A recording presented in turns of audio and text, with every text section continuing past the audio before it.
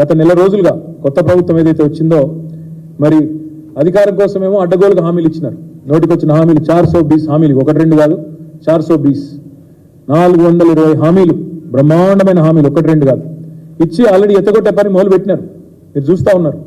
ఎన్నికల వాగ్దానాలను నీటిలో కలపడానికి శ్వేతపత్రాల పేట డైవర్షన్ డ్రామాలు, ల్యాండ్ క్రూజర్లు అని చెప్పి ఒక కథలు పుట్టించి అదేదో కేసీఆర్ గారు సొంతానికి కొనుక్కొని దాచిపెట్టినట్టు ప్రభుత్వానికి, ఇక్కడ ఉండే పనిచేసే మంత్రులకి, ఇక్కడ ఉండే వారి భద్రత కోసం తెచ్చి విజయవాడలో వాటికి బుల్లెట్ ప్రూఫ్ అద్దాలు దొడికిచ్చి దానికి పంపితే అదేదో విజయవాడలో దాచిపెట్టిండు అని మాట సిల్లిగా మాట్లాడడం. ఇంత దిగజారుడు రాజకీయాలు ఏవైతున్నాయో ఇవన్నీ ప్రజలు గమనిస్తూ ఉన్నారు.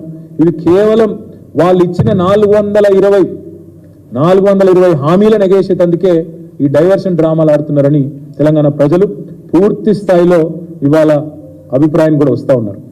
నిజానికి తెలంగాణ రాష్ట్రం సాధించిన విజయాలన్నింటినీ వైఫల్యాలుగా చిత్రీకరించి కాళేశ్వరం లాంటి ప్రాజెక్టుని కూడా బదనాం చేసే ఒక చిల్లర ప్రయత్నం రెండు జాతీయ పార్టీలు కూడా చేస్తూ ఉన్నాయి. ఇవాళ కాళేశ్వరం లాంటి ప్రాజెక్టు ద్వారా సాగులోకి వచ్చిన ఆయకట్టును కానీ, తెలంగాణ రాష్ట్రంలో ఇబ్బడి ముబ్బడిగా పెరిగిన వ్యవసాయ ఉత్పత్తులను కానీ, జరిగిన వ్యవసాయ విస్తరణను కానీ ఇవేవి జరగనట్టు, ఇదేదో అభూత కల్పన అన్నట్టు, మొన్న పోయిన యాసంగిలో 3.5 కోట్ల మెట్రిక్ టన్నుల వరిధాన్యం ఉత్పత్తి అయితే అది కూడా జరగలేదన్నట్టు ఏదైతే చిత్రీకరించే ప్రయత్నం చేస్తూ ఉన్నారో ఇది కేవలం కేసీఆర్ గారి మీద, బీఆర్ఎస్ మీద ఉన్న కోపాన్ని తెలంగాణ ఒక విఫల ప్రయోగంగా, విఫల రాష్ట్రంగా చిత్రీకరించే విధంగా మరి వాళ్ళు ఏదైతే ప్రయత్నం చేస్తూ ఉన్నారో ఇది రాష్ట్రానికి మంచిది కాదు. ఇలాంటి దివాలాకోరు రాజకీయం ఎవరికి కూడా మంచిది కాదు. వాస్తవం ఏంటి అంటే ఇవాళ దేశంలో దివాలా తీసిన కాంగ్రెస్ పార్టీ పొరపాటున ఇక్కడ వాళ్ళు ఇచ్చిన హామీలు నమ్మి ప్రజలు అధికారం ఇస్తే రాష్ట్రం దివాలా తీసిందని మాట్లాడుతుంది. దేశంలో దివాలా తీసిన పార్టీకి ఏదో అనుకోకుండా ఇవాళ అవకాశం వస్తే రాష్ట్రమే దివాలా తీసిందని చెప్పి దివాలాకోరు మాటలు మాట్లాడుతూ ఉన్నారు.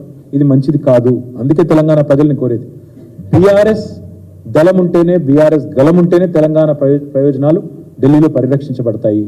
కాంగ్రెస్ వాళ్ళకి అప్పచెప్తే అక్కడ ఉండే 50-60 మంది ఎంపీల్లో వీళ్ళు కూడా ఒకరో ఇద్దరు పోయి ఆడ కూర్చుంటారు. రాహుల్ గాంధీ సిట్ అంటే సిట్టు, స్టాండ్ అంటే స్టాండ్. వీళ్ళ వల్ల అయ్యేదేమి కాదు. ఏమీ చేయడం చేతగాక ఎదుటివాడి మీద తప్పుని నెట్టి తప్పించుకుందామనే ఒక చిల్లర ఎత్తు కూడా తప్ప ఇంకోటేమీ కాదు ఈ కాంగ్రెస్ చేస్తున్న ప్రయత్నాలు.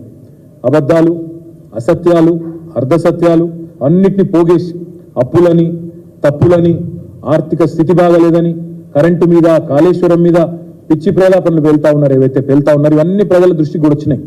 ప్రజలు ఇవాళ మా కార్యకర్తలు చెప్తా ఉన్నారు, మా నాయకులు చెప్తా ఉన్నారు, సార్ చర్చ జరుగుతోంది, క్షేత్రంలో చర్చ జరుగుతోంది, 500 బోనస్ ఏమైంది అనే చర్చ ప్రారంభమైంది.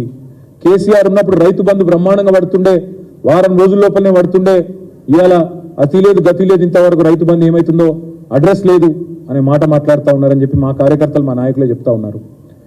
కేసీఆర్ ఉన్నప్పుడు ప్రతిరోజు విడుదల చేస్తుండే, ఎంత పడ్డది ఈరోజు రైతు బంధు, ఎన్ని వందల ఎకరాలకు పడ్డది, ఇవాళ ఎన్ని లక్షల మంది రైతులకు పోయింది రైతు బంధు అని చెప్పి వారం రోజుల్లో కంప్లీట్ చేస్తుండే. వీళ్ళు వచ్చిన తర్వాత ఆ ముఖ్యమంత్రి గారు మాట్లాడే మాటలు వింటుంటే ప్రజలు నవ్వుకుంటున్నారు అనే మాట కూడా మా నాయకులు, కార్యకర్తలు చెప్తా ఉన్నారు. ఆయన ఎంత హాస్యాస్పదంగా మొన్న చెప్పినారో ఒక మా నాయకుడు వివరించి చెప్తా ఉండే. డిసెంబర్లో స్టార్ట్ అయ్యి మార్చి దాకా వేస్తుండే రైతు బంధు పోయిన ప్రభుత్వం అని రేవంత్ రెడ్డి చెప్తుంటే రైతులు నవ్వుకుంటున్నారు. ఎందుకంటే 12 సార్లు, ఒకసారి కాదు 2 సార్లు కాదు, 12 సార్లు వారం రోజుల్లోనే 7,000 కోట్లు జమ చేసిన నాయకుడు కేసీఆర్ గారు రైతుల ఖాతాల్లో. అట్లాంటి కేసీఆర్ గారి గురించి చిల్లరమల్లర మాటలు మాట్లాడితే ముఖ్యమంత్రి స్థాయి వ్యక్తి ప్రజలు ఏమనుకుంటారు, రైతులు నవ్వుకుంటారన్న సోయి లేకుండా మాట్లాడితే, ప్రజలకు వాస్తవాలు తెలుసు అన్న విషయాన్ని కూడా విస్మరిస్తే ఎట్లా అని చెప్పి మా నాయకులు, కార్యకర్తలు ఇవాళ ఆదిలాబాద్ నుంచి వచ్చిన వాళ్ళే ఈరోజు చెప్తా ఉన్నారు. సొంత రాష్ట్ర పరపతిని తగ్గించే విధంగా, ఇవాళ పలుకుబడిని పలచన చేసే విధంగా వితండవాదాలు, వింత వాదనలు, పనికిమాలిన అంశాలు తెర మీదకి తీసుకొచ్చి అదేదో జరిగిపోయింది, తప్పు జరిగినట్టు ల్యాండ్ క్రూజర్లని పనికిమాలిన మాటలు మాట్లాడి ఇవాళ చేయాల్సినవి చేయకుండా తెలంగాణ బ్రాండ్ ఇమేజ్ దెబ్బతీసే ప్రయత్నం ఏదైతే కాంగ్రెస్ చేస్తున్నదో దాన్ని బట్టి అర్థం చేసుకోవచ్చు వాళ్ళ రాజకీయ ఆలోచన ఎంత వికృతమైందో. అవసరమైతే స్వప్రయోజనాల కోసం, రాజకీయ ప్రయోజనం కోసం తెలంగాణ బ్రాండ్ ఇమేజ్ని కూడా దెబ్బతీసే ప్రయత్నం ఏదైతే వాళ్ళు చేస్తున్నారో వాళ్ళు ఒకటే అనుకుంటున్నారు. కాంగ్రెస్ వాళ్ళు అబద్ధాలనే అస్త్రంగా వాడుకుని ఎన్నికలు గెలిచినాం, మళ్ళీ అదే అబద్ధాలతో డైవర్షన్ టాక్టిక్స్తో పరిపాలన కూడా నెట్టుకొస్తాం, ప్రజలు మర్చిపోతారేమో అనుకుంటున్నారు. మేము మాత్రం మర్చిపోనీయం ప్రజలను. 100 రోజులు అన్నారు, మీరు 100 రోజుల్లో చేయకపోతే మిమ్మల్ని బొందబెట్టేది ఖాయమైన దిశగా తప్పకుండా ప్రజలను ఉద్యుక్తులు చేస్తాం. కౌంట్ డౌన్ ప్రారంభమైంది, 30 రోజులు అయిపోయింది, 70 రోజులు మిగిలింది. తప్పకుండా ఈ విషయంలో ప్రజల్ని తప్పకుండా చైతన్యవంతుల్ని చేస్తాం.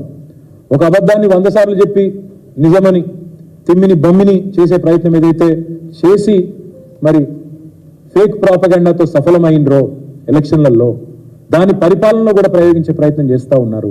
తప్పకుండా దాన్ని తిప్పికొడతాం.